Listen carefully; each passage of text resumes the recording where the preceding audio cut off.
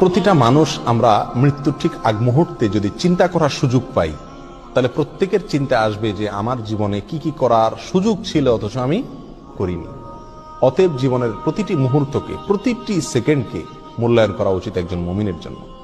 একটা মিনিট সময় এর ভিতরে যদি আমি আমল করতে চাই, তো বহু আমল 1 মিনিটের ভিতরে করা যায়। প্রতিদিনে 1440 মিনিট আমরা ব্যয় করে থাকি। এই 1440 মিনিট থেকে প্রতিদিন যদি 1 মিনিট আমি আমল করি আর এটা নিয়মিত করি আমার মৃত্যু পর্যন্ত, ইনশাআল্লাহ দেখা যাবে আমার আমল নামায় আমলের বিশাল পাহাড় জমা হয়ে গেছে। কিভাবে সেটা, কিসে আমল আমরা 1 মিনিটের ভিতরে এত আমল করতে পারি?